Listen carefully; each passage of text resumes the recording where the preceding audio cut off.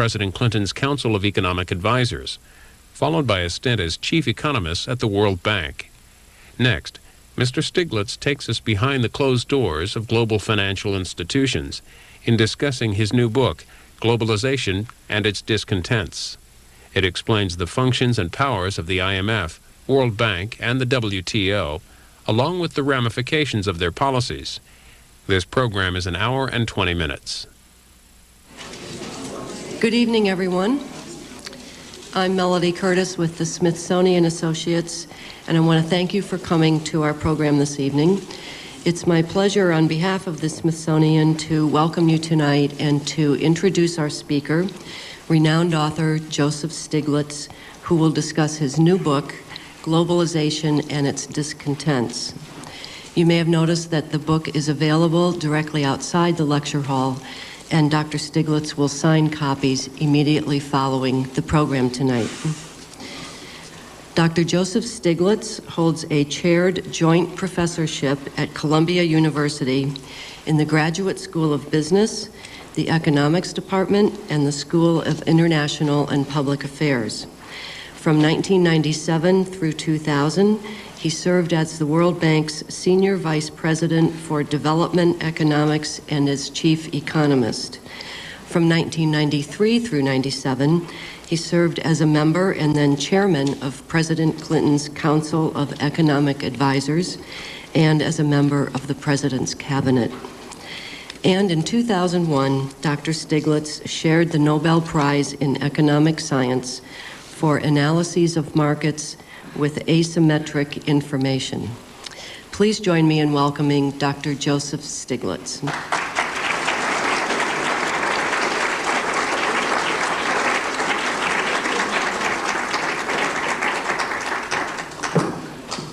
Thank you.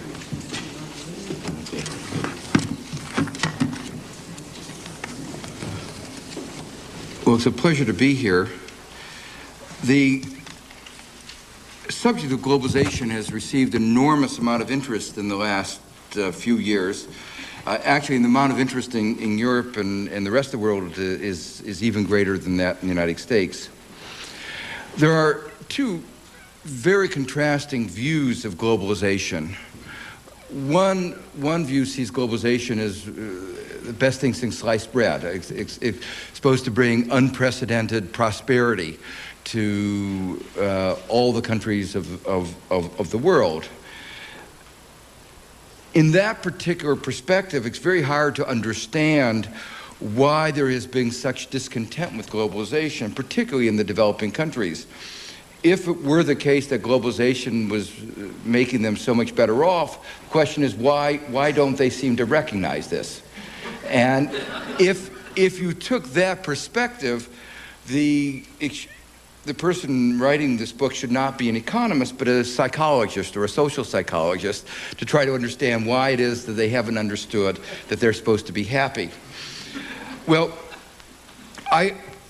there's the other view which says that globalization has brought unmitigated disaster to many of the countries, developing countries. And that view, I think, also underestimates the benefits which have come from globalization. Now, globalization is used usually to refer to the closer integration of the countries and peoples of the world as a result of the lowering of transportation costs, lowering of communication costs, and the reduction of artificial barriers. But more is at stake in globalization than just the flow of goods and services, the flow of capital. It also involves flows of knowledge, and flows of knowledge have had enormous benefit. Just mention one particular area, the increased access to health technology has increased living standards, lifespans enormously in many of the developing countries. In many of the countries, particularly in East Asia, the knowledge gap between those countries and the more developed countries has narrowed enormously. And we now recognize that what one of the causes of lack of development is not only lack of resources, but lack of access to knowledge. So this aspect of globalization has brought enormous benefits. Another aspect of globalization that has brought enormous benefits is the globalization of civil society. In fact, the globalization movement itself, the protest movement, is itself a manifestation of globalization. And the globalized civil society has had some very impressive successes. The Landmines Treaty, which tried to restrict the use of landmine, succeeded over the opposition of the U.S. Defense Department. The Jubilee 2000 movement, which was very strong in Europe, succeeded in getting debt relief for over 20 countries in the year 2000 after years in which the IMF had been foot-dragging, and only 3 or 4 countries had succeeded in getting debt relief. Essentially, the IMF had set standards that almost no country could reach. If they could reach it, they wouldn't be underdeveloped. And the Jubilee 2000 movement said, look, there's a really moral responsibility here to give debt relief, and it put enough pressure on the advanced industrial countries that debt relief was given to 20 additional countries. So there have been, I think, these very major successes on the part of globalization. There's one other very important set of successes, and that is the countries of East Asia, China, Korea, other countries of East Asia, which over the last 35 years have grown enormously and have reduced poverty enormously. Just to give you some numbers, in Korea, per capita income over a period of 30 years increased 8-fold. It was a success in development that I think few people 50 years ago could even have anticipated. And the core basis of their success in East Asia was exports. It was export-led growth.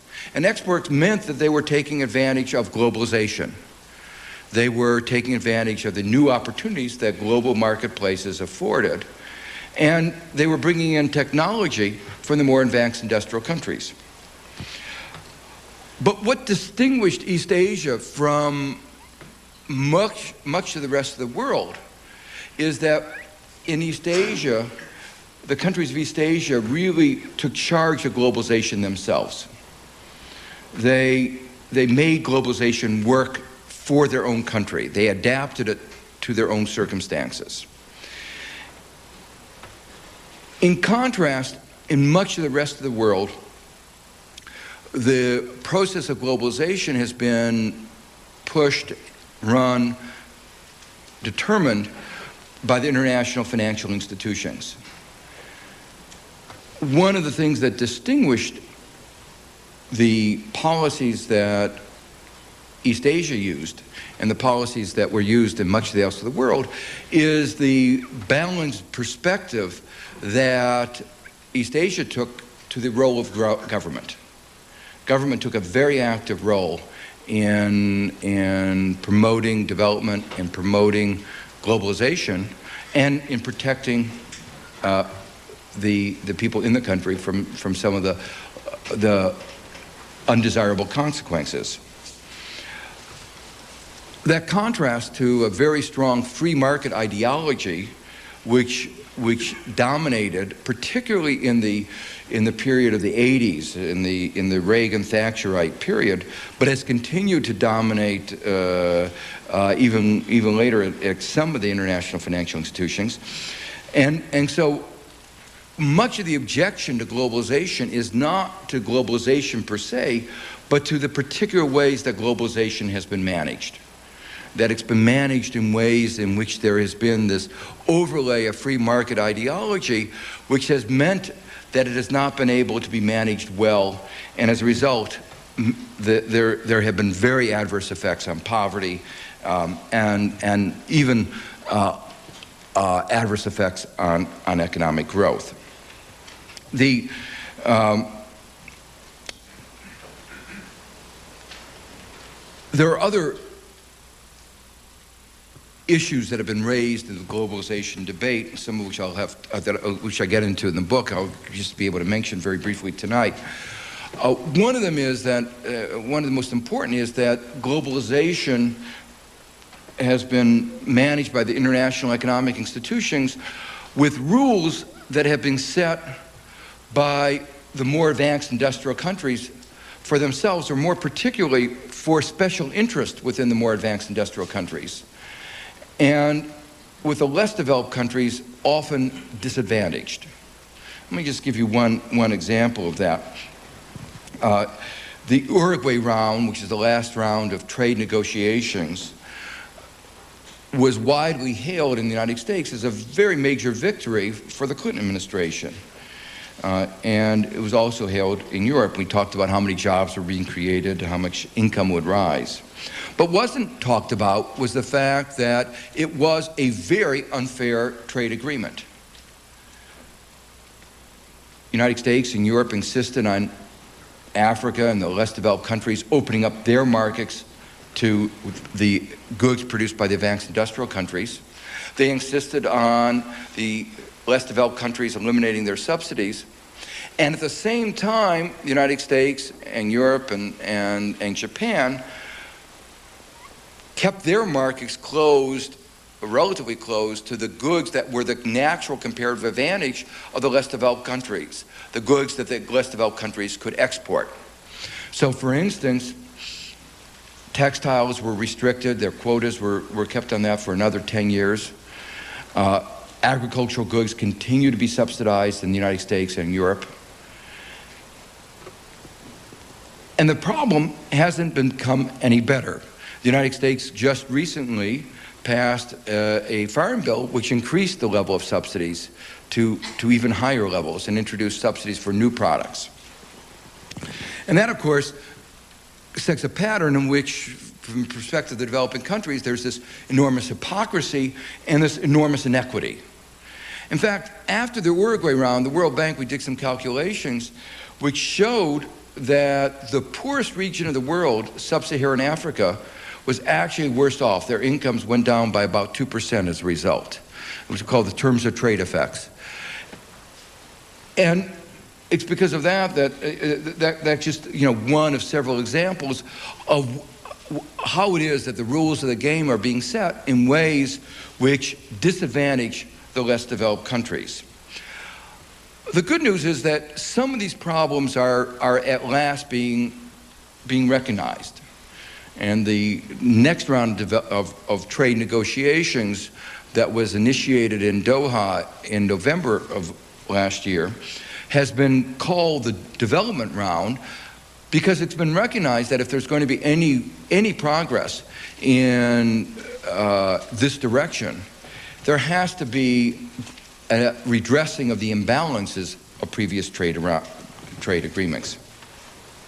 Well, I want to spend a few minutes more describing some of the failures of globalization and a few stories that will highlight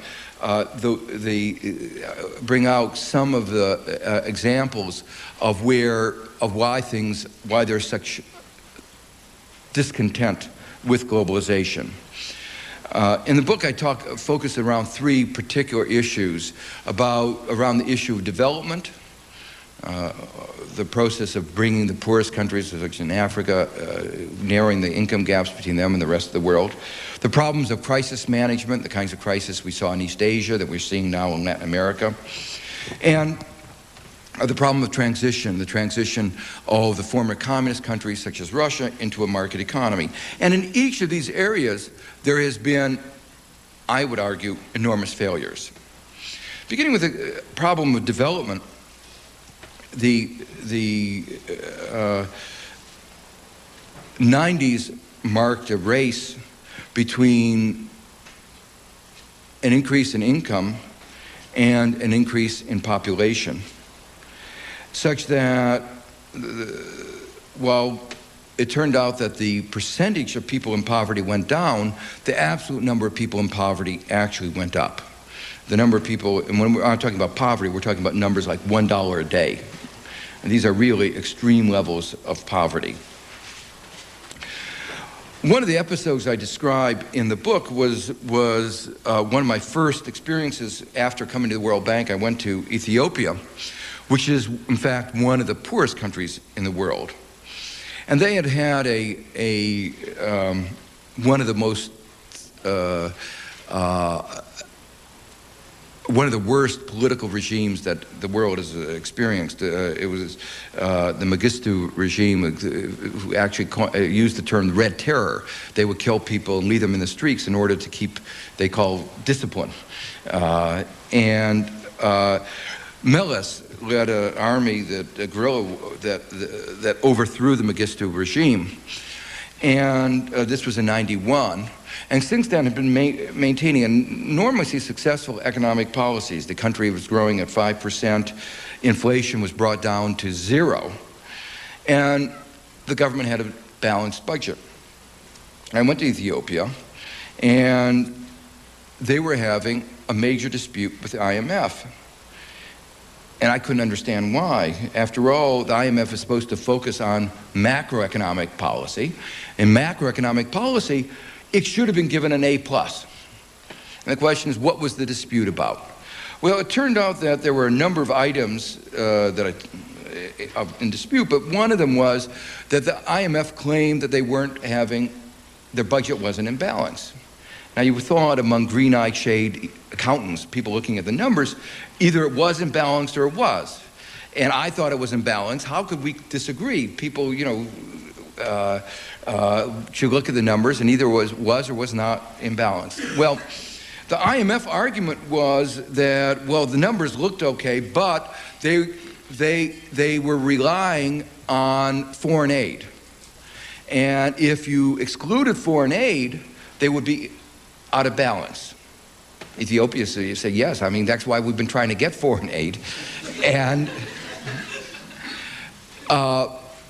but the IMF said, well, what happens if the foreign aid stops? You can't rely on it. It's too unstable. Meles, who actually had while he was fighting the guerrilla war, had studied economics because he knew the key problem for his country was going to be an economics problem, was going to be economics, and was very aware of budgetary situation. I mean, he actually, even though he came into power through military means, he cut his military expenditures back from 6% to 2% of GDP because he knew every dollar he spent on defense was taking money away from rural development, which he saw as the key.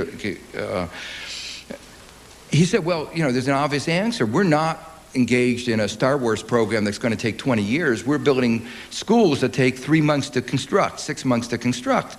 And if we get the money, we'll build the schools, we'll build the health clinics. If we don't get the money, we'll stop building them. This is not, we don't need a 10-year investment program. We will have flexible expenditure. When the money stops, we stop spending it. We went back to Washington and did some calculations, and we showed that it turned out that tax revenues were more unstable than foreign aid. So if you use the IMF logic, you shouldn't include foreign aid and you shouldn't include tax revenue. But of course, if you don't include foreign aid and tax revenue, every country in the world is in bad budget. Because you've actually limited all the revenues. And then in a very emotional statement, Meles, said to me, he said, he hadn't fought for 17 years in the guerrilla to be told by some bureaucrat, from international bureaucrat, that he couldn't build schools for his people, that he couldn't build health clinics for his people. If he could succeed in persuading UK government or the Swedish government to give that money. They were giving the money in order to have these schools built. They weren't giving money just they had to go into reserves, which is what the IMF wanted the money to go for. In any case, that was just one example of the kinds of problems, the kinds of issues where as a result of that, people say something's wrong with globalization.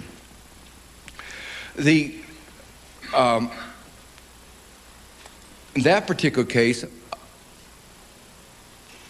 I succeeded in getting the World Bank, they looked at the numbers and they said, Ethiopia's actually having very good economic policies, and they tripled their lending while the IMF had its program suspended.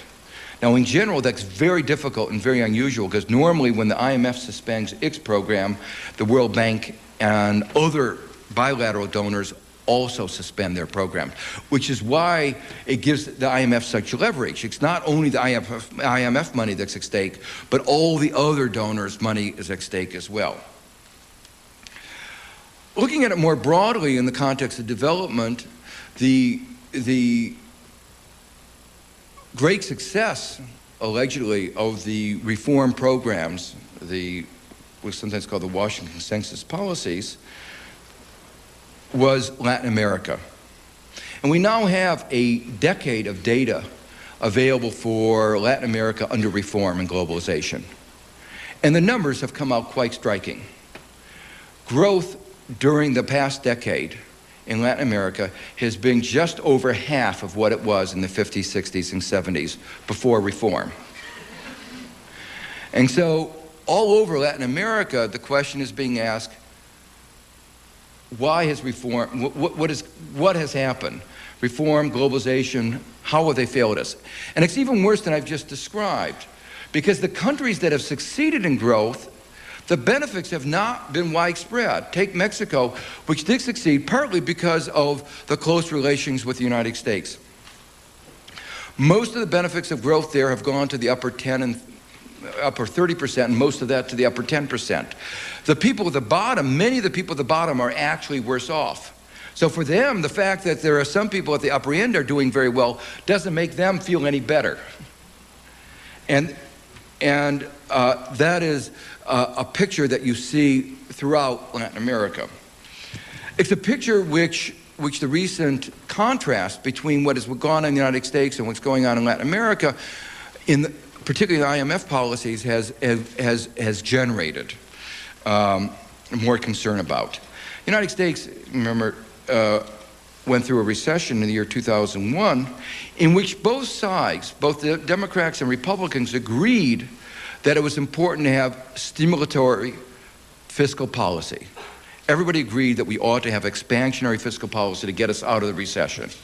There was a disagreement about the best way of designing the policy, of whether, in fact, one side or the other really did have an effective stimulus policy, but the notion that you ought to stimulate an economy in a recession was agreed by almost everybody.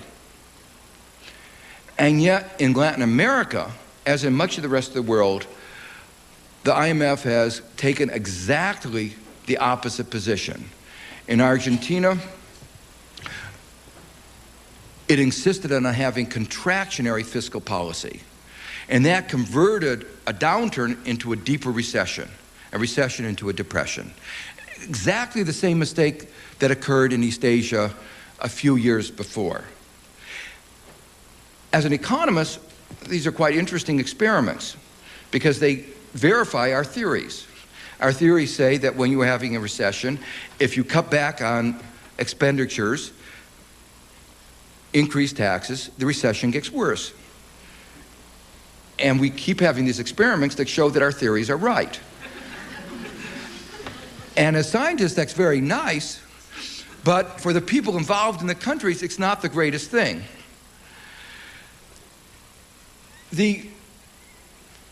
Let me turn to the broader issue of economic stability. The world, over the last 30 years, has experienced a large number of crises. In fact, almost 100 countries have had crises. It's more unusual not to have a crisis if you're a developing country than to have one.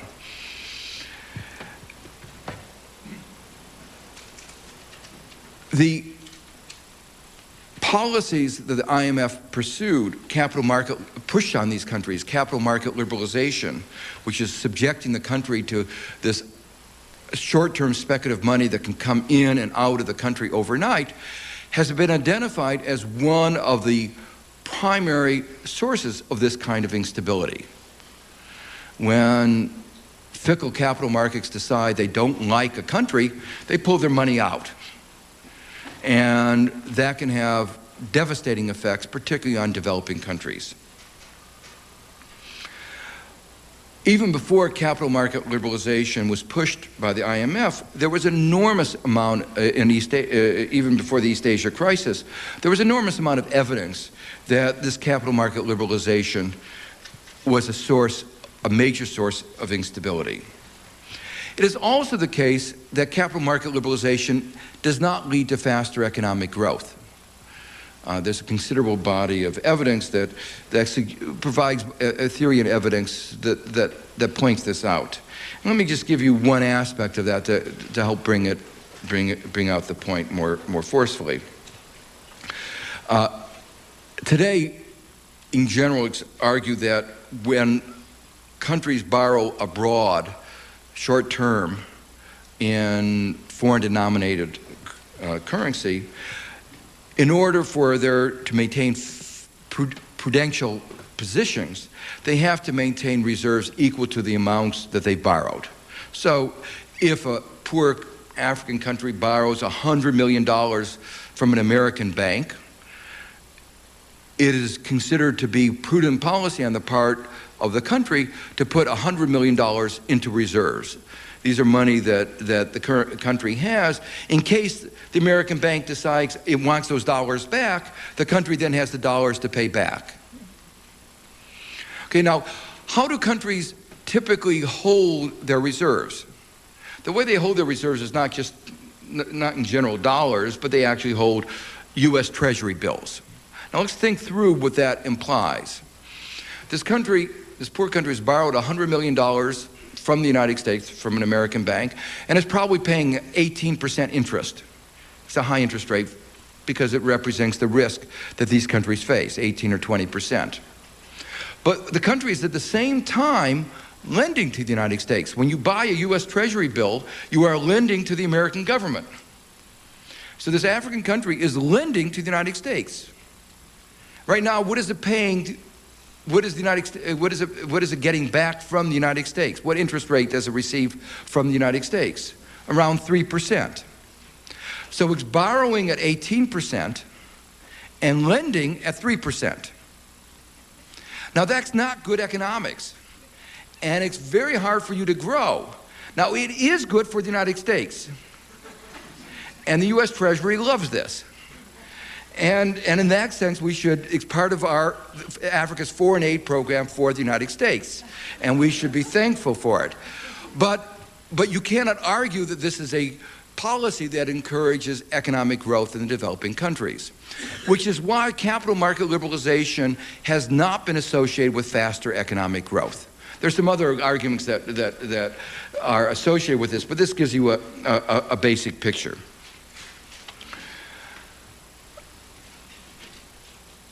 The transition from communism to a market economy could hardly have been managed worse.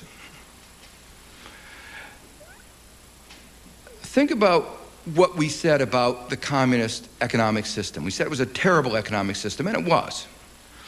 Central planning, no government could ever have the amount of information required to make an economy work. They had no incentives. They had no private property. They had an enormous amount of distortions. What was a market economy supposed to do? A market economy was supposed to have decentralization, so you have information dispersed throughout the economy. You have profit motives and private property giving incentives. You have liberalization eliminating the distortion. And all of this was supposed to increase incomes. What actually happened? In Russia, incomes went down 30 to 40%.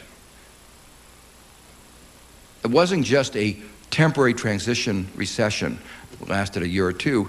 Even today, the income in Russia is 25–35% below where it was at the beginning of the transition. Poverty increased from around 2% to, in 1998, over 40%. An enormous increase in poverty. And these numbers are corroborated by looking at, the numbers. I don't want to give you a picture that it's hard to get accurate numbers, but there are a number of different ways where we can get the numbers. We do household living standards. We can look at life expectancy. While in the rest of the world, life expectancy increased by a year or two, in Russia, life expectancy fell enormously.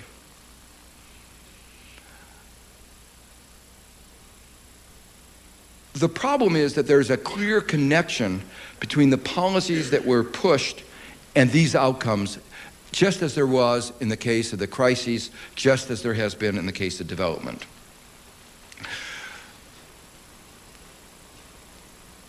Take only one issue. One of the things that the IMF pushed was that these countries should privatize as rapidly as possible. Didn't matter how you privatize, but turn it over to the private sector. By the way, it's not very difficult to privatize. You just give away the state's assets to your friends.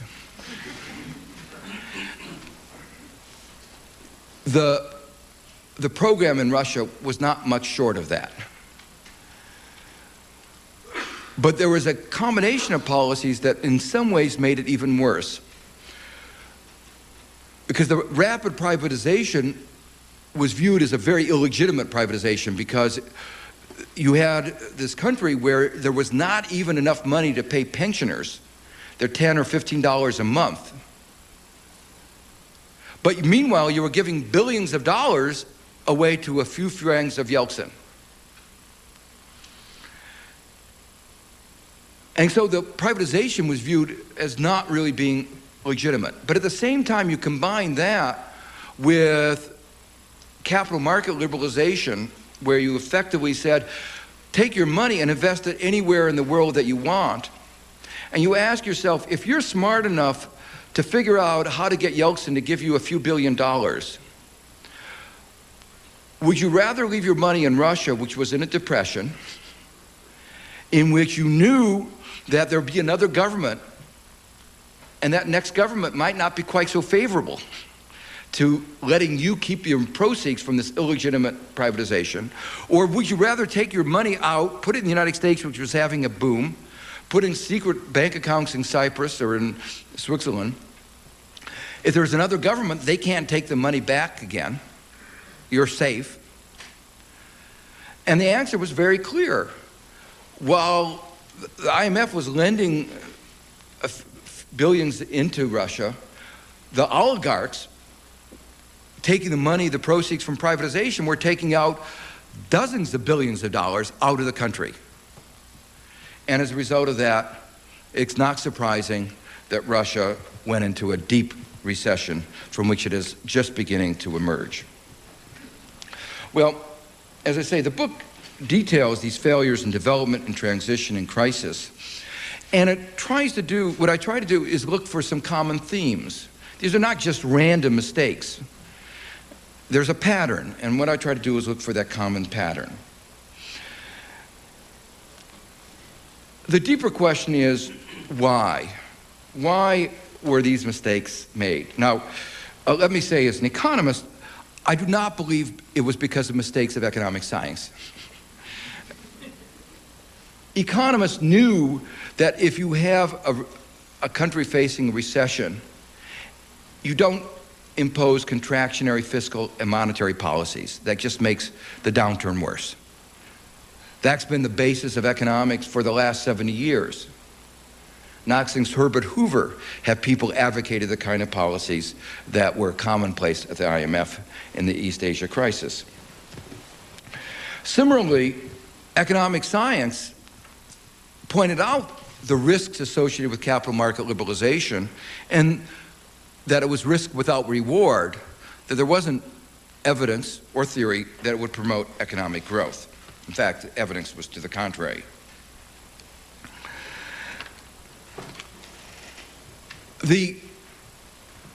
It's also the case that there were many bright people at these institutions. Some had been my students, although I don't think they always listened as carefully as they should have. The problems of imperfect markets had been the subject of research, had been, in fact, one of the focal points for economic research for the past quarter century. The work for which I got, that was mentioned in the introduction, for which I got the Nobel Prize, was done in the early 70s.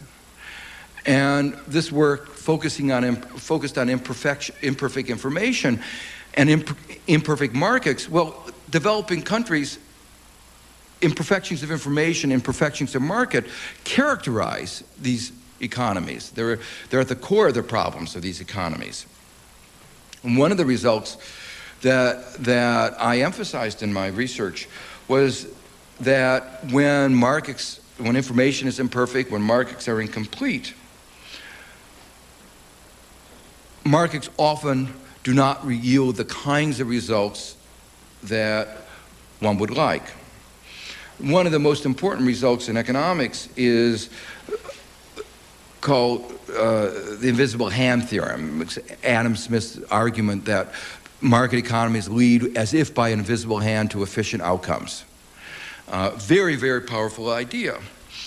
And what this research over the last 25 years has shown is that one of the reasons that Adam Smith's invisible hand may be invisible is that it's not there. And that there is an important role for government. And if you look at all the successful cases, United States, East Asia, government has played a very important role in the development strategies at critical junctures. So the question is, to come again, why have there been these failures? Why have there been these pervasive failures? Why have the IMF, the WTO pursued these policies which seem to make so little sense, seem to have failed so pervasively? And I try to argue that, in fact, it's a combination of ideology and interest. It's not what you call naked self-interest. One of the things I saw repeatedly when I was at the Council of Economic Advisors is that no one argues for naked self-interest. No one says the reason you should give us subsidies is because, well, you know, it'd be nice for us. That's not an argument you ever hear. What you always hear is the reason you ought to give us subsidies is that we are vital to the country and to the world's welfare. So everybody always couches the arguments in terms of general interest. And what happens, unfortunately, is a lot of people actually come to believe their arguments. They are so persuaded by them that they don't actually believe that they are pursuing self-interest. They really believe that they're pursuing general interest. So take the issue of capital market liberalization. That was an issue that was felt, by people who believe in free markets. They said, we don't have to see the evidence. We know that free markets are good. And any evidence that you show that they might have led to greater risk, or that might not have led to greater growth, can't be right, because we know the answer. Free markets are better than unfree markets. And you say, well, what about the S&L debacle in the United States, where we deregulated and the taxpayers wound up paying a several $100 billion bill? And sometimes I joke, well, the United States wanted to share that experience around the world. Had everybody have that kind of experience. But the point I want to emphasize is that ideology often works very closely in line with interest. So that it's not a surprise that the people who felt most strongly about free capital markets were those who happened also to have an interest in free capital markets, who were the people who were selling, investing, or making money out of investments in the newly opened up markets. For them, this was another opening up market opportunities. Just as we were trying to open up markets to American goods around the world, this was just a particular good was our capital. And we were trying to open up markets to our capital. So there was a confluence there between interest and ideology. And it is also, you know, one of the things I try to do in the book is to try to highlight how many things, aspects of the policies, say, of the IMF, make so little sense when you look at them from a dispassionate point of view. They almost look inconsistent. Let me tell you give you some examples. The IMF believes very strongly in the free market ideology, in markets over government. But if you think about it for a minute, they are a public institution.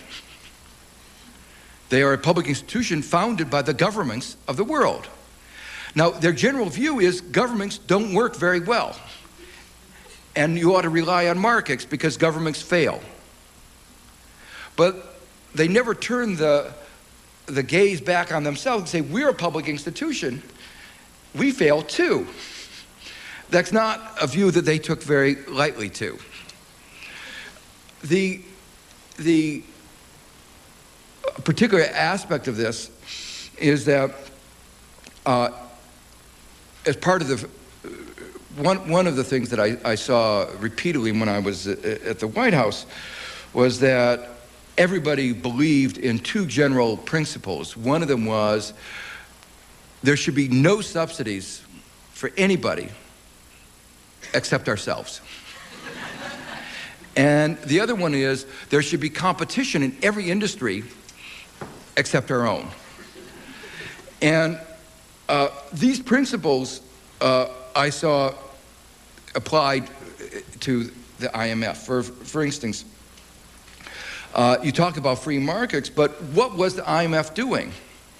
What were the policies that it was pursuing, particularly in the period that we're talking about in this book? It was having these multi-billion-dollar bailouts. When I talk about spending money, we're talking about big-time money. And sometimes, you know, there's this expression, penny wise and pound foolish. Well, oh, did I say something wrong?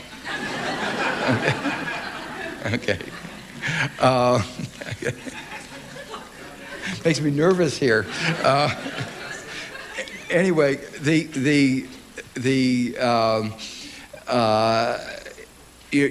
you're focusing on spending. They were worried about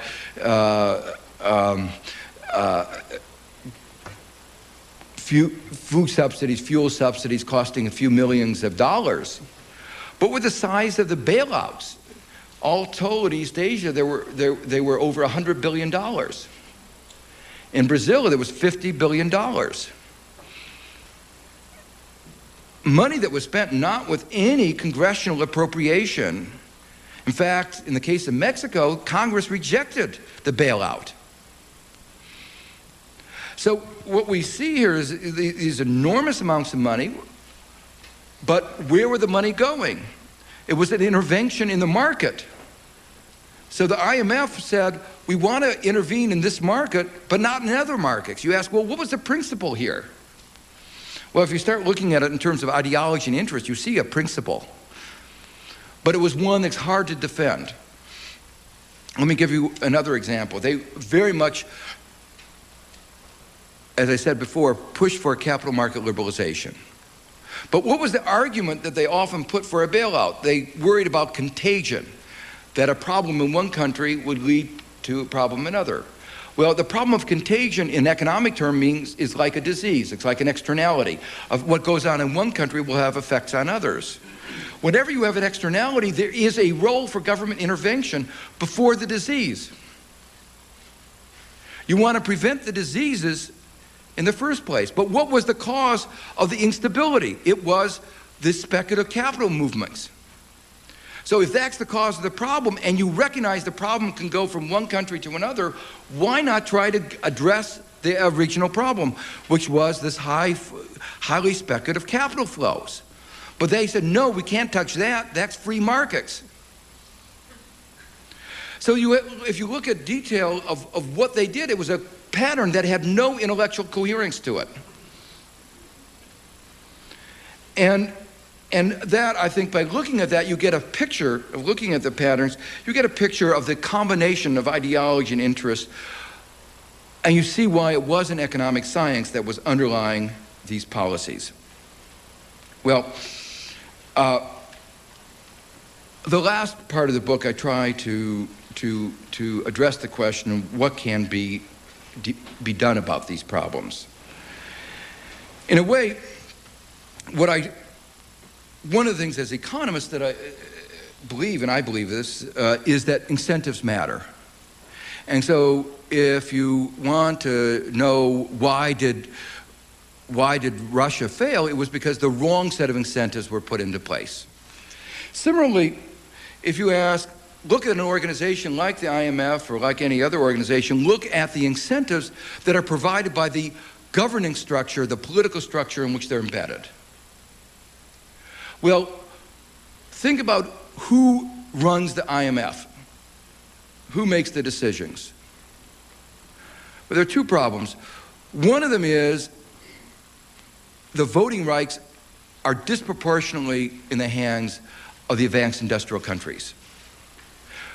There's been a lot of complaints about the UN with only 5 countries having the veto power. And it's a lot of historical anachronism in there. One of the European countries that has a veto power has a lower GDP than many other countries in the world and has a much lower population than many other countries in the world. But it happens to have been one of the victorious powers in World War II. So now, more than 50 years after the end of World War II, it still has the veto power. In the IMF, only one country has the veto power. As you know, there's a meeting beginning in Canada called the G8 or G7. Well, it's the G1 that has the veto power in the IMF. And then you ask the question, who represents the United States or each of the other countries in the IMF? And the representation is designed to give a wide spectrum of views. There are 2 governors of the IMF from each country, the finance minister and the central bank governors. So you get a whole spectrum of views within the financial community. In the United States, and this is true in both Democratic and Republican administrations, when we come to make economic decisions, we have something called the National Economic Council, in which everybody who is a stakeholder sits around the table. It's not just Treasury. We know what Treasury's views on a lot of issues would be. And they often are different from that of a lot of other people. They have a lot of wisdom, they know what the markets are, but they also have a lot of interest. And so we have labor, we have this Council of Economic Advisors, which is supposed to look at the overall economic framework. We have Department of Justices in there because antitrust issues often arise. We have commerce, we have trade. Everybody sits around the table. We have environment because economic issues often have environmental impacts. The IMF is not just concerned with details if the IMF were just concerned about better mechanisms for clearing checks, there would be no controversy. But that's not what the IMF is involved in. It's involved in dictating economic policies that have enormous impacts on countries around the world and the developing countries around the world. And yet, only a limited number of voices are heard. It is not representative. The people who were thrown out of work in East Asia because of the excessively contractionary fiscal policies, those workers had no voice. The small businesses that were forced into bankruptcy when interest rates were raised to 20, 30, 40, 50% had no voice. And that is, in some sense, the fundamental problem with the international economic institutions. And that's what really needs to be changed. Unfortunately, I don't think it's going to happen very quickly. In spite of a recognition that this is the fundamental problem, there's not been a race to give up the veto or a race to turn over more voting power to developing countries. And that's why in the book I try to talk about some intermediate solutions, things that would make a difference for the positive, but in some sense don't get at the fundamental problem. One of these is increasing transparency and accountability, particularly because these institutions are not directly democratically accountable. It's very important to make it more transparent what is going on. By making it more transparent, other voices can be heard. If not at the voting, at least through the media, through the newspapers, through a variety of other channels. Unfortunately, while they should be more transparent, they're actually less transparent. We've come in the United States to value the Freedom of Information Act, accept as a basic principle the right to know. The citizens have the right to know. But you have no right to know how your representative, if the IMF has voted. Congress does not even have the right to know how that representative votes. There is a lack of transparency which for those of us who believe in democratic principles find in that, in some sense, appalling. There are ways of increasing, I think the transparency should be increased. I think the accountability should be increased. For instance, before the IMF goes into a country with a program, it should lay out what is going to be the impact on unemployment, on poverty. And then, after the program, outsiders should come in and evaluate whether their forecast of what they said was going to happen actually occurred. And if they're systematically not telling us what's going to happen, then something ought to change. To give you another example, in Western Europe, in many countries, there's been a lot of pressure on governments to release the economic models by which they make their forecasts. But those models are still not publicly available in the case of the IMF. And without those models, it's difficult to judge, are they underestimating or overestimating? Why is it that they systematically seem to make so many mistakes? The third set of reforms have to do with specific measures, specific policies. And I want to put this in a much broader thing. It's not just in the financial area, but it's in trade and other areas. I talked in the beginning about how the trade agenda in the past has been very imbalanced. For instance, to give you just one more example, in the one of the great achievements that people talked about in the Uruguay round was extending trade liberalization to services from goods. It used to be focused just on goods, like steel and things like that, and extending it to services. But what was the service that was extended to? Financial services. The services that the developing countries care about, construction services, maritime services, they weren't on the agenda. And so that's one of the reasons why in the new trade round, there has to be greater equity, a greater sense of redressing the imbalance. So that's, I think, just one of the most important issues that has to be addressed if we're going to make globalization work better. There are particular issues within that I don't have time to talk about, intellectual property that I talk about very briefly in the book, but those also have to be corrected. In the area of global financial institutions, the IMF, my view is that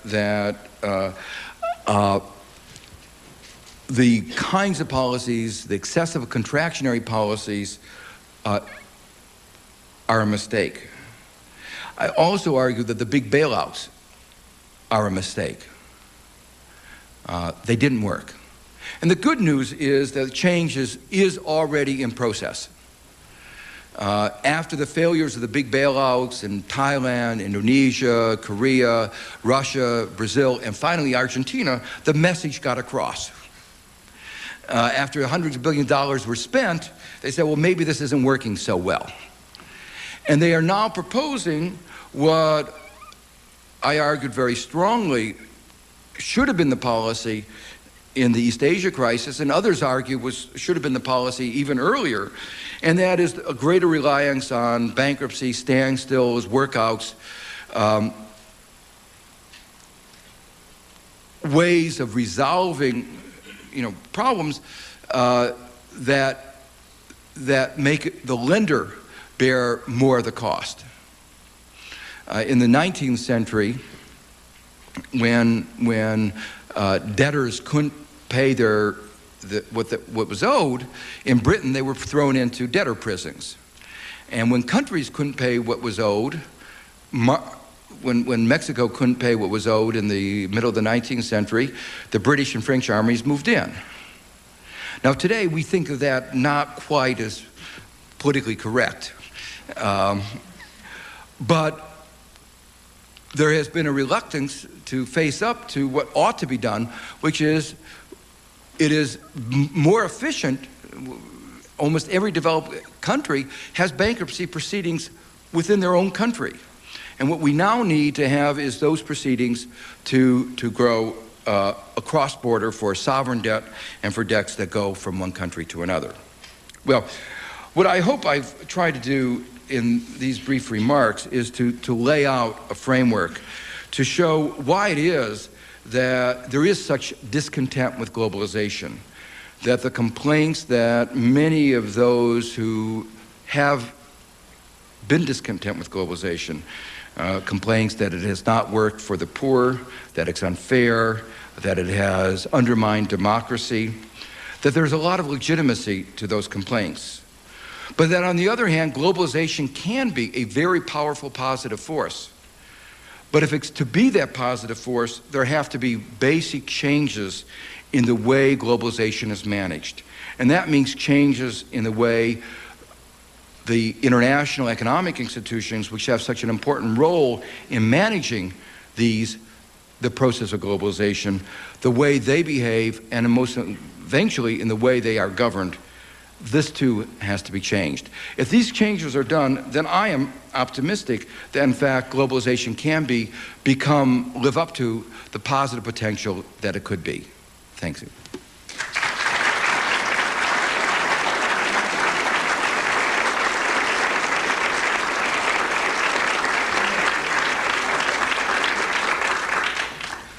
Now there's a opportunity for some questions. Yeah. In your book, you seem to be quite a bit more critical of the IMF than you are of the World Bank. And you're pretty much in concert. What do you see as being the role of the World Bank in reforms that are needed? Okay. Let me first try to distinguish between the bank and the fund. They have two very different mandates.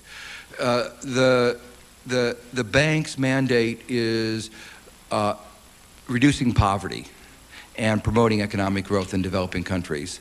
The fund has seen its mandate is global economic stability. Now, not only do they have different mandates, they have very different cultures. One is very hierarchical in structure, one is much more decentralized. So the bank has a lot of people out in the field.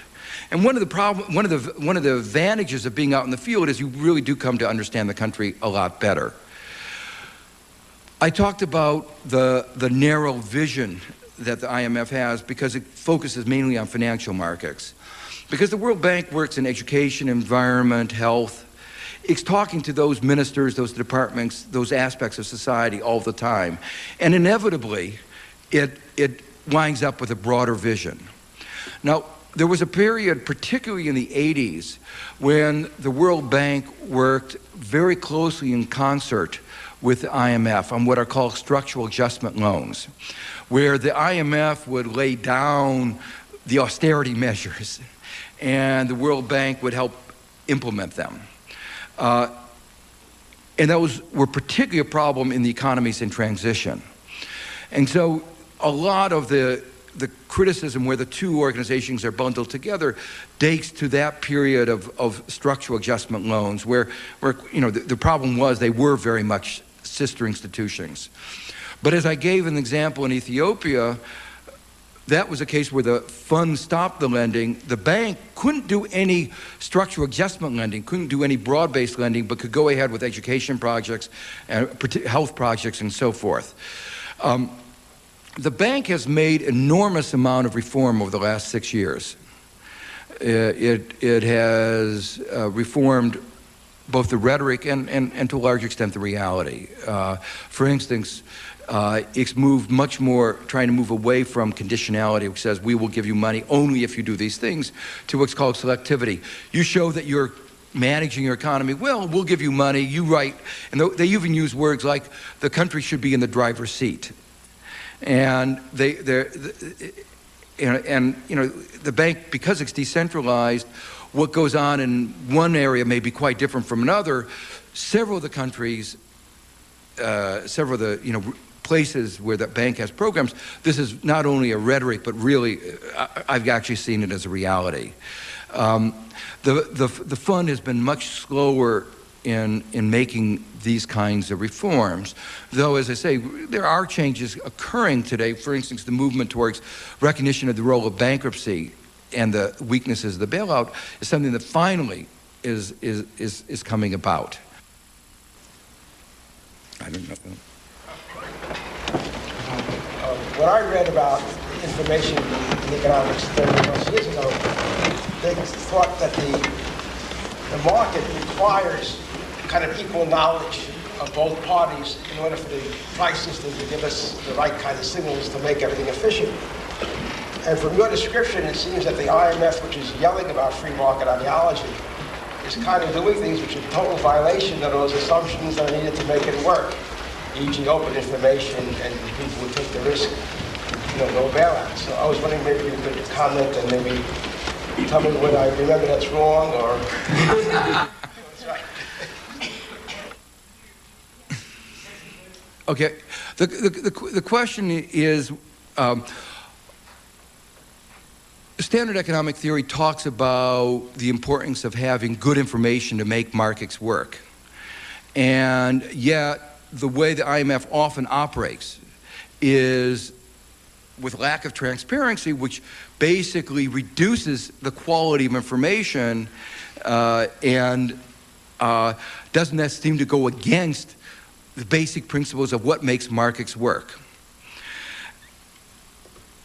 That's an interesting question, and it goes to the whole general issue of the culture of secrecy versus openness. And to me, this was one of the difficult things for me to get used to, because I came from academia, where the general principle is that you ought to have open discussions. And you ought to, everything is open, and that's the way knowledge progresses. That's not the culture that was in the IMF, nor is it the culture that's in the financial markets. Financial markets make money out of secrecy. And one of the problems is this link between the IMF and the financial markets. I think they borrow a lot of the culture from the financial markets. So to give you one example where this plays out, not only at the international level, but domestically, central banks traditionally have been very secretive and have not been very open about what they do. Argument has been put is that if you had openness, it would destabilize the markets. Now, that argument has been put without any evidence. And you would have thought that since there are so many people trying to guess what the Fed or what the Central Bank of England is going to do, or what, some other central, that has to be unproductive economic activity. All these people are trying to figure out something that somebody else already knows. And it's sort of a game. One of the interesting things is that the UK, about 5 years ago, began a policy of more transparency, more openness. They actually record the votes that people make on their central bank raising interest rates, lowering interest rates. It has not had any adverse effect on instability. And it shows that the markets can work much, I believe, much better with more openness and more transparency. And this is just not I view it as a cultural aspect. They're very proud now that so much is up on the web. so that they view that as a success and transparency. I don't view that.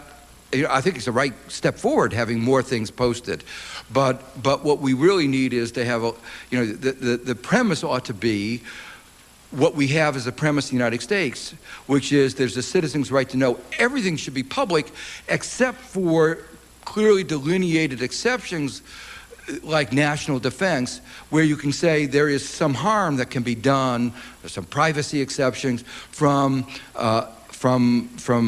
revealing some information. Okay. What do you think about the connection between the environmental changes that are going on and and globalization? Should there be a strong connection somehow, and this would be, of course, international, to help globalization take some look at what's happening in the environment and some standards that might be applied? Well,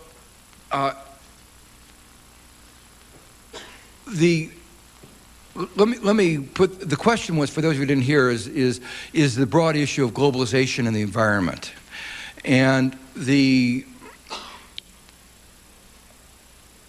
when I talked about before about globalization, I should have expanded the discussion and talked about a concept that's become very widely used in the last couple of years, and that's called global public goods or global externalities, where there are some, we're used to thinking of things that need to be provided at the national level or at the local level. Like we have, there are certain things like police and fire protection that we think of as local public goods that are provided by the local community.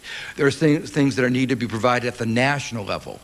Well, increasingly, as the world has become more integrated at the global level, there are things that have to be provided at the global level. And one of the important global issues are global environmental issues, including global warming, the atmosphere. We all share the same atmosphere. If the United States puts more CO2 greenhouse gases in the atmosphere, it affects people in China, India, everywhere in the world. The economic impact. And has enormous impacts everywhere. And that is an aspect of globalization that has not gotten sufficient attention. Now, where it actually interacts very importantly with the global economic issues that I've been focusing on is in trade policy. Because one of the key questions is how, if there is a rogue state, a government that refuses, that continues to pollute, and in spite of the fact that everybody else has said, we have to stop the pollution, how do you put pressure on that state to stop polluting? Well, there aren't many mechanisms today. I mean, we aren't going to send in an army to take over the country or anything like that. One of the few instruments we have is trade policy. In the case of the ozone-depleting chemicals, there was a convention called the Montreal Convention that restricted the emission of these chemicals that were related to air conditioners that put the holes in the ozone that have the effect of giving you cancer of the skin. That was a very successful international agreement on the environment.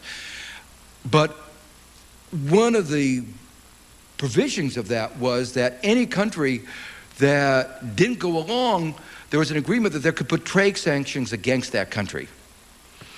Now, there is a great deal of worry about whether, under the WTO, whether trade trumps environment, whether you can impose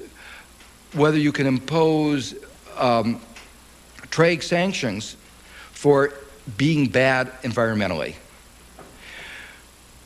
It's an issue that's not clear. There was a recent decision by a WTO panel in the shrimp turtle case. This was a case where actually the United States was on the right side on this particular case. That there was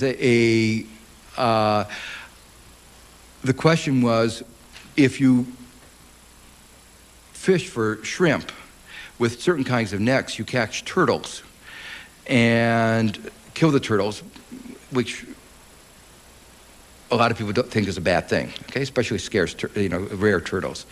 So there was a provision that said that you had to use turtle-friendly nets.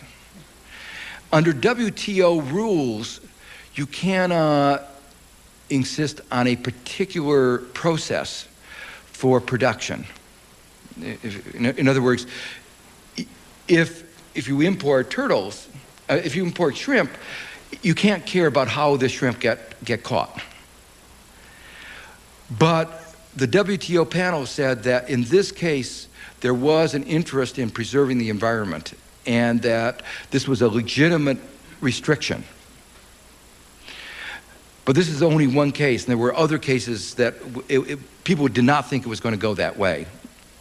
So the issue is, if a country, for instance, produces aluminum using highly polluting environmental mechanisms,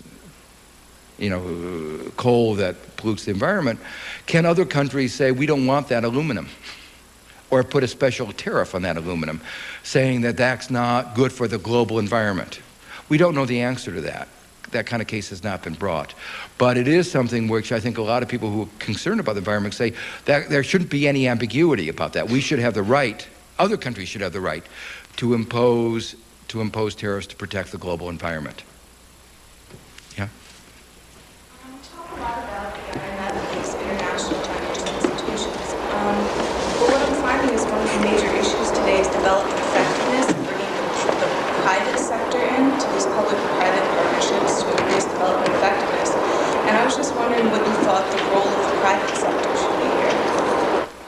Well, I think the private sector can play a very important role in development. The government needs to play, has an important role too, to provide an environment that is attractive to the private sector. But there was a lot of enthusiasm about the private sector prior to the 97-98 global financial crisis. Flows of private capital increased sixfold from 1990 to 1996. And so people said, well, they were much larger than the public capital flows. But most of the capital was going to a relatively few countries, about 12 countries, and most of the capital was going to a limited number of sectors. It wasn't going to education, wasn't going to health. And these are obviously very important prerequisites for successful development.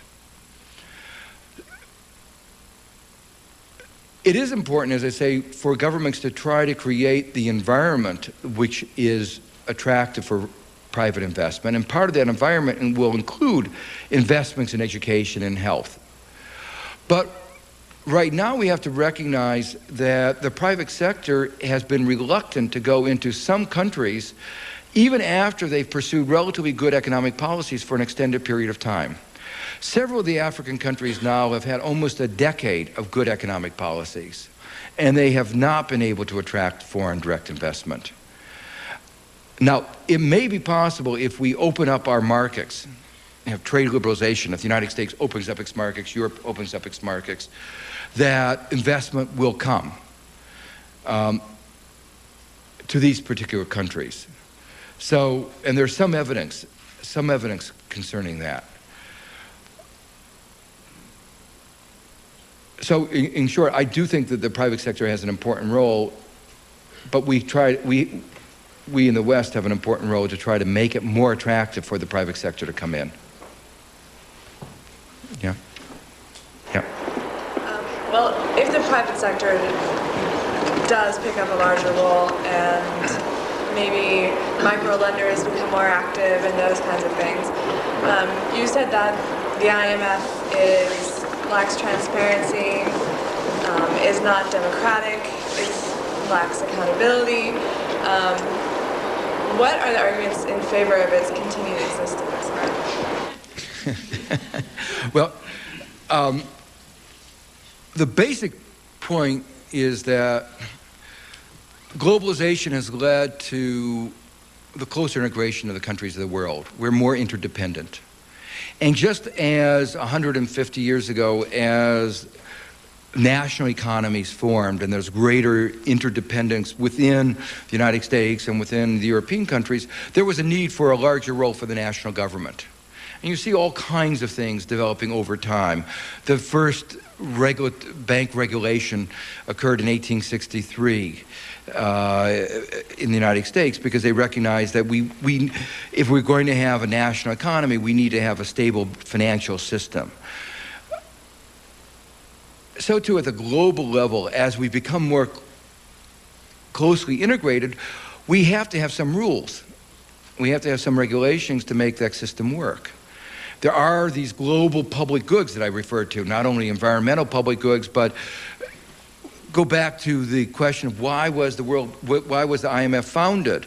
It was founded at the end of World War II, recognizing that there would be crises and that if one country has a downturn, it has an adverse effect on its neighbors. And therefore, we all have a stake in global economic stability. And therefore, you need a multilateral institution to promote economic stability.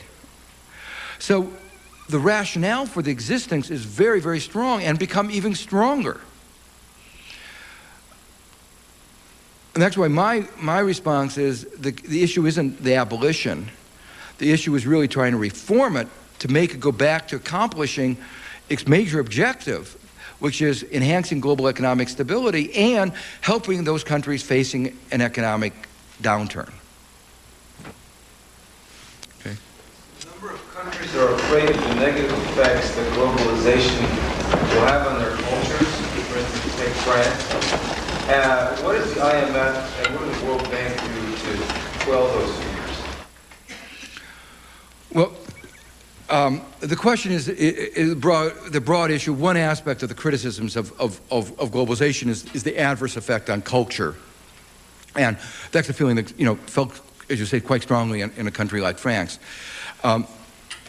Let me first make a general comment that globalization doesn't necessarily have to have that adverse effect. In fact, in some ways, globalization in some places has facilitated the strengthening of culture. Just to give you a couple of examples, that the lowering of the communication costs mean that you have global communities of people who speak a language that otherwise they would be isolated. They can come together in ways that they couldn't before globalization occurred.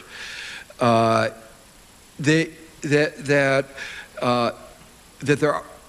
kind of bringing together people together can help preserve cultures as well as destroy them.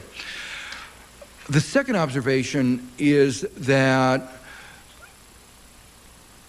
one needs time for societies to adjust to change. And that this is particularly true of sometimes fragile cultures. And in my mind, one of the important aspects of this is regulating the pace of change, the pace of the pace of change, so that domestic cultures can adapt to the changing and create a new culture that sort of incorporates the old, but also incorporates the changes that are going on. And that can often create a stronger culture. And this is where I think a mistake that the IMF often makes, in that it pushes for very rapid change. When slightly slower change in the long run would be even faster. And we saw that in a way in Eastern Europe and the former Soviet Union. For the countries that did it gradually have wound up ahead. It's sort of the race of the turtle and the race of the hare and the tortoise. The tortoise has won in many of the cases. It's the countries like Slovenia that did reform slowly that are now ahead.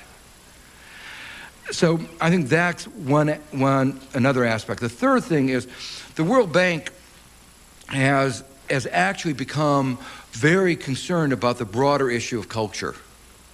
and has been doing both a research program and actually supporting culture, partly because culture is part of the glue that holds societies together. And one of the things that we're coming to recognize is that economic success depends on a certain degree of social cohesion.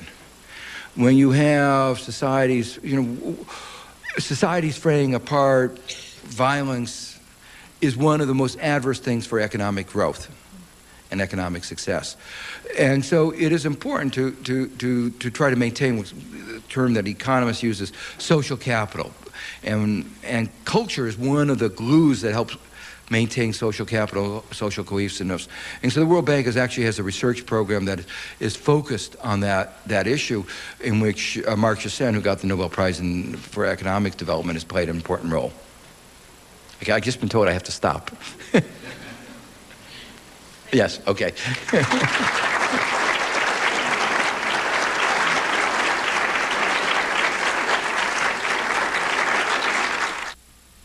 Joseph Stiglitz was awarded the 2001 Nobel Prize for Economic Science. His books include The Rebel Within, Financial Liberalization, and his latest, Globalization and Its Discontents. It's published by W.W. Norton and Company, on the web at www.norton.com. Very hard to understand why there has been such discontent with globalization, particularly in the developing countries. If it were the case that globalization was making them so much better off, the question is why don't they seem to recognize this? And if you took that perspective, the person writing this book should not be an economist, but a psychologist or a social psychologist to try to understand why it is that they haven't understood that they're supposed to be happy. Well, there's the other view which says that globalization has brought unmitigated disaster to many of the countries, developing countries. And that view, I think, also underestimates the benefits which have come from globalization. Now, globalization is used usually to refer to the closer integration of the countries and peoples of the world as a result of the lowering of transportation costs, lowering of communication costs, and the reduction of artificial barriers. But more is at stake in globalization than just the flow of goods and services, the flow of capital. It also involves flows of knowledge. And flows of knowledge have had enormous benefit. Just mention one particular area, the increased access to health technology has increased living standards, lifespans enormously in many of the developing countries. In many of the countries, particularly in East Asia, the knowledge gap between those countries and the more developed countries has narrowed enormously. And we now recognize that one of the causes of lack of development is not only lack of resources, but lack of access to knowledge. So this aspect of globalization has brought enormous benefits. Another aspect of globalization that has brought enormous benefits is the globalization of civil society. In fact, the globalization movement itself, the protest movement, is itself a manifestation of globalization. And the globalized civil society has had some very impressive successes. The Landmines Treaty, which tried to restrict the use of landmine, succeeded over the opposition of the U.S. Defense Department. The Jubilee 2000 movement, which was very strong in Europe, succeeded in getting debt relief for over 20 countries in the year 2000. Agricultural goods continue to be subsidized in the United States and Europe. And the problem hasn't become any better.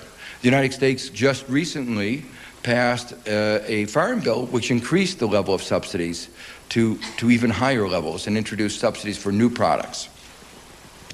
And that, of course, sets a pattern in which, from the perspective of the developing countries, there's this enormous hypocrisy and this enormous inequity.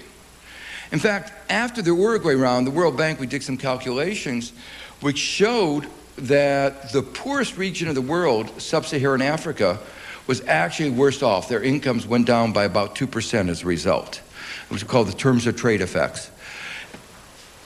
And it's because of that's just one of several examples of how it is that the rules of the game are being set in ways which disadvantage the less developed countries. The good news is that some of these problems are at last being recognized. And the next round of trade negotiations that was initiated in Doha in November of last year has been called the development round, because it's been recognized that if there's going to be any progress in this direction, there has to be a redressing of the imbalances of previous trade agreements. Well, I want to spend a few minutes more describing some of the failures of globalization and a few stories that will highlight bring out some of the examples of why there's such discontent with globalization. In the book, I focus around three particular issues around the issue of development, the process of bringing the poorest countries, such in Africa, narrowing the income gaps between them and the rest of the world, the problems of crisis management, the kinds of crisis we saw in East Asia that we're seeing now in Latin America, and the problem of transition, the transition of the former communist countries such as Russia into a market economy. And in each of these areas, there has been, I would argue, enormous failures. Beginning with the problem of development, the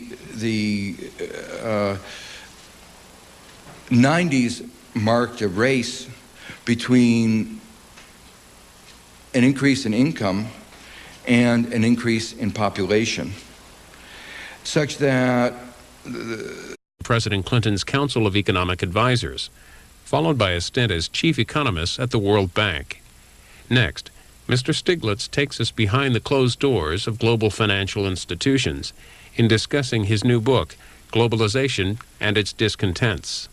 It explains the functions and powers of the IMF, World Bank, and the WTO, along with the ramifications of their policies.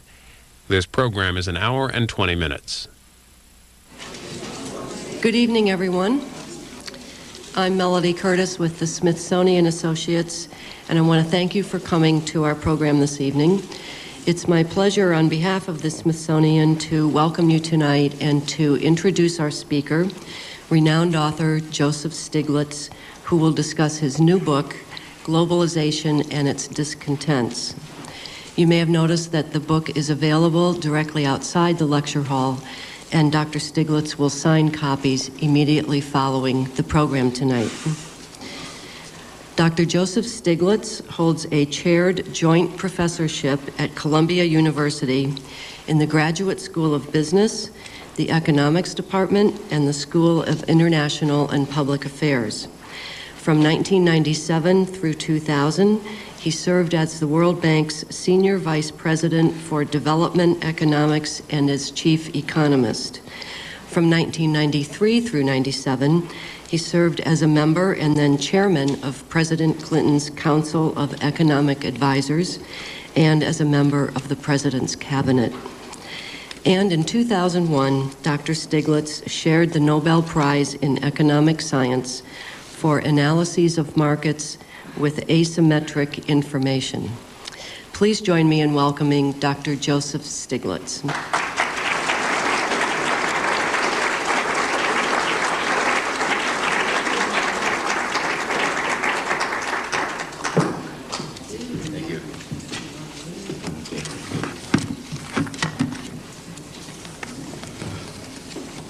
Well, it's a pleasure to be here.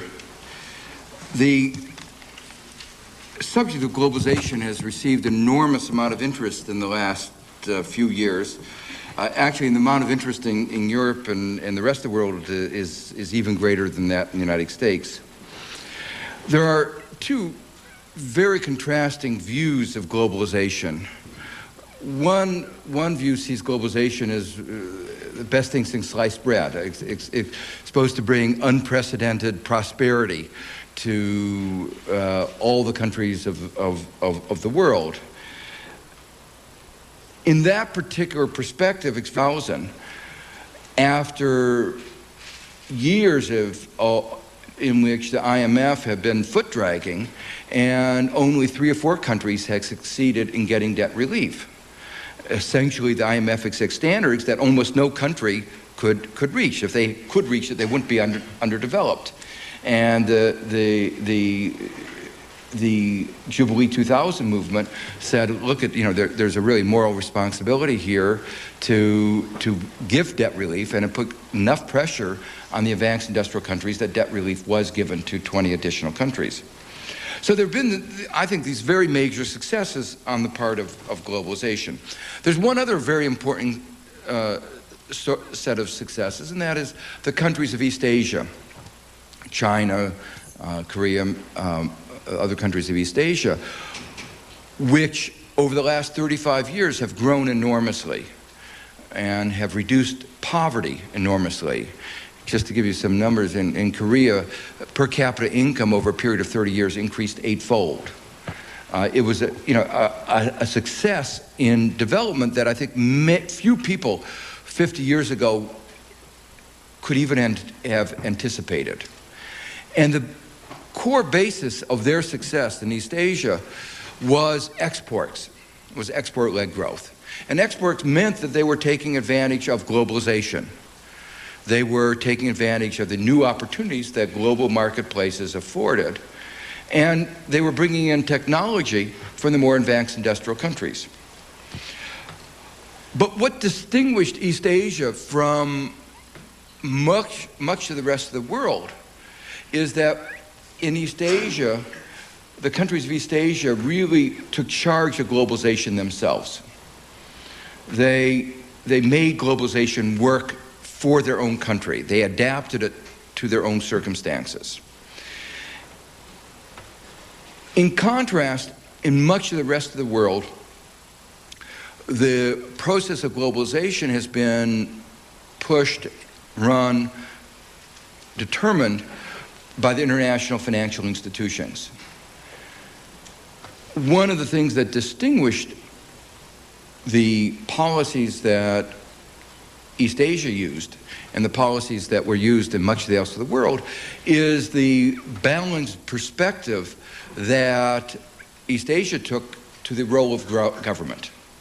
Government took a very active role in promoting development and promoting globalization and in protecting the people in the country from some of the undesirable consequences. That contrast to a very strong free market ideology which dominated, particularly in the period of the 80s, in the Reagan-Thatcherite period, but has continued to dominate even later at some of the international financial institutions. And so much of the objection to globalization is not to globalization per se, but to the particular ways that globalization has been managed. That it's been managed in ways in which there has been this overlay of free market ideology, which has meant that it has not been able to be managed well, and as a result, there have been very adverse effects on poverty and even adverse effects on economic growth. There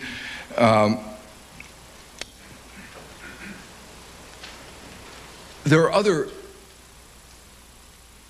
issues that have been raised in the globalization debate, some of which which I get into in the book. I'll just be able to mention very briefly tonight. One of them is that one of the most important is that globalization has been managed by the international economic institutions with rules that have been set by the more advanced industrial countries for themselves, or more particularly for special interest within the more advanced industrial countries. And with the less developed countries often disadvantaged. Let me just give you one example of that. The Uruguay round, which is the last round of trade negotiations, was widely hailed in the United States as a very major victory for the Clinton administration. And it was also hailed in Europe. We talked about how many jobs were being created, how much income would rise. But wasn't talked about was the fact that it was a very unfair trade agreement. The United States and Europe insisted on Africa and the less developed countries opening up their markets to the goods produced by the advanced industrial countries. They insisted on the less developed countries eliminating their subsidies. And at the same time, the United States and Europe and Japan kept their markets closed, relatively closed, to the goods that were the natural comparative advantage of the less developed countries, the goods that the less developed countries could export. So for instance, textiles were restricted, their quotas were kept on that for another 10 years.